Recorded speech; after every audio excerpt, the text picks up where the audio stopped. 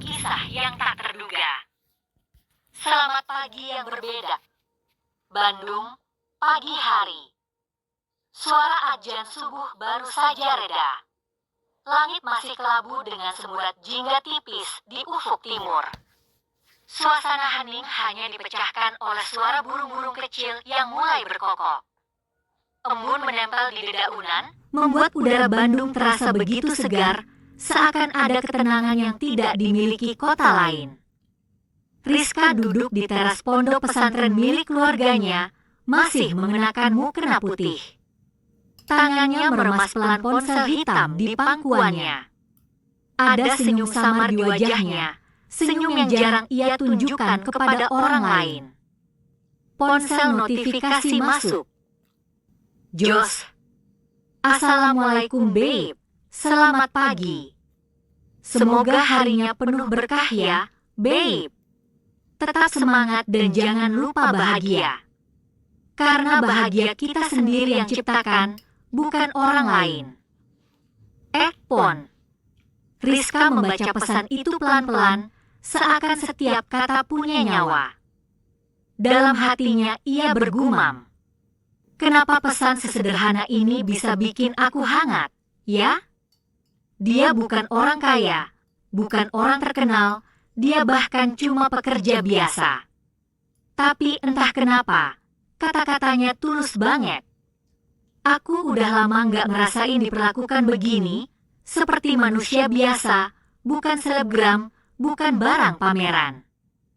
Ada getar kecil yang ia tahan, semacam rasa takut dan bahagia bercampur jadi satu. Sisi lain hatinya masih penuh rahasia. Dia nggak tahu siapa aku sebenarnya. Dia pikir aku cuma SPG di pasar soreang yang ngurus pakai skincare dan baju muslimah. Kalau dia tahu aku mantan selebgram dengan follower ratusan ribu, apa dia masih mau ngobrol kayak gini? Atau malah menjauh? Rizka menghela napas panjang, tatapannya kosong ke halaman pesantren.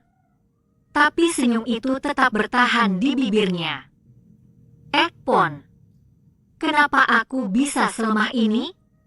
Baru juga beberapa hari kenal, tapi dia sudah bisa bikin aku ngerasa berarti. Rizka diam sejenak. Lalu ia dekap ponselnya di dada, menutup mata sebentar, seakan sedang menyimpan rasa yang belum pernah dirasakan sebelumnya. Rizka pun membalas, "Heum, ada pesan masuk lagi. Jos. Babe, nanti sore aku kerja agak malam. Kalau kamu nggak sibuk, nanti malam kita lanjut lagi ya.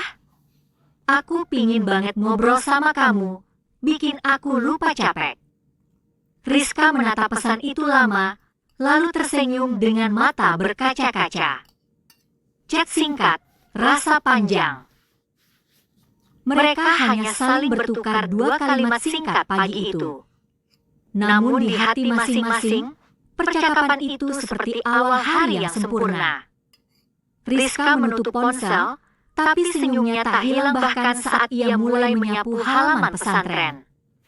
Jos kembali menyiapkan sarapan, tapi hatinya terasa ringan, seperti ada energi baru.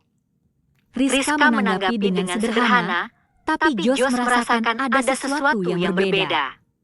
Benarkah ini tanda atau hanya perasaan sementara? Kadang, bukan panjangnya percakapan yang membuat hati berbunga, tapi siapa yang mengucapkannya. Malam itu, jarak ratusan kilometer seolah menghilang.